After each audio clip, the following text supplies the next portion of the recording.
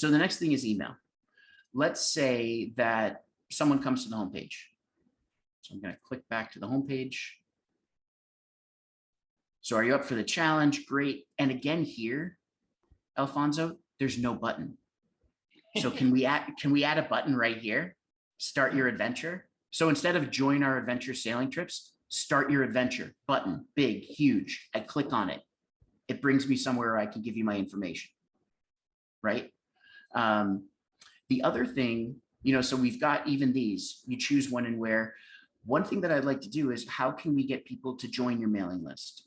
So I know that you're a nonprofit. We're trying to work on limited budgets, but one way that we're going to get more sailors coming in and more qualified sailors or applicants for the program is by connecting with the people who have already come on the ship, right? So if we can use email, we can basically keep the brand in front of them, the foundation in front of them, then we're going to be top of mind. So if someone else is talking, those people can be like, you should check out Attila.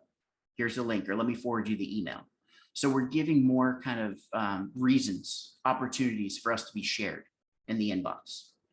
Here on the website, I don't see anywhere up towards the top. Let's see, towards the bottom. So we've buried it down at the bottom, right?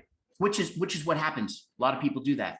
But at the bottom, who's actually scrolling all the way down here? So the footer is there as kind of like, it's kind of a catch-all, but no one, I'm very curious to see, and especially if you set up events, you would know because you'd be able to track the clicks on each of these buttons. You would actually see how quickly or how far down someone gets on your page.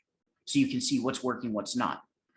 You're making people scroll right here past all of these things, which is great. It's talking about your value proposition. And I totally appreciate that, but we still haven't given them any action to take, nor have we added links on these images anywhere. So they can't do anything.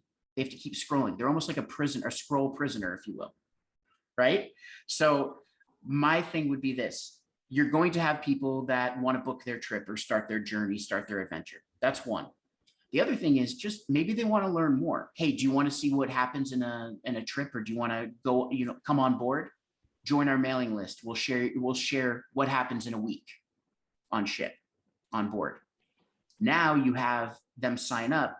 They're in your MailChimp, and then what you use is automation, email marketing automation. You have a drip series where it sends them 5, 6, 7 emails telling them, hey, today is day 1. Here's what we're doing. The crew is doing this and that. This is where you can also tie in video so that now they feel like they're a part of the voyage before they even sign up to join you. With regards to, you have a list of 1,500 people. These are people who have shown interest or have come on the ship before, right?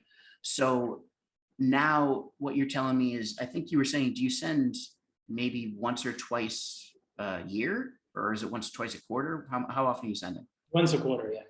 Once a quarter. So that right there is how you're going to be totally lost, and everyone's going to forget the brand, right? It's a positional arms race. The average person is getting anywhere from 70 to 120 plus emails a day. Now, many of those go to the promotions folder, right? But then others are going to their primary inbox. But the fact of the matter is there's just so much noise in the inbox that if you're only sending once a quarter, it doesn't help you anyways. So instead, what you could be doing is sending out emails maybe monthly, where you're sharing highlights of a trip, or you're sharing how to tie knots, things that have to do with nautical. You might be sharing team building activities. This is all content that helps to kind of bolster the community around Attila and around the ship. So I would suggest that you be doing monthly, because especially if you're telling people when they're on the ship, hey, we're going to sign you up for the newsletter. Make sure you move it to the inbox when you do. So just put it as part of your kind of team building, even have them pull out their phones and do it when they're at port, whatever. And then now they're going to get those emails. And that's where you can say, hey, do you have friends or family that may want to join us for a trip? Have them, send this email to them, forward this email, or send them this link. We'd love to bring your friends and family on board too.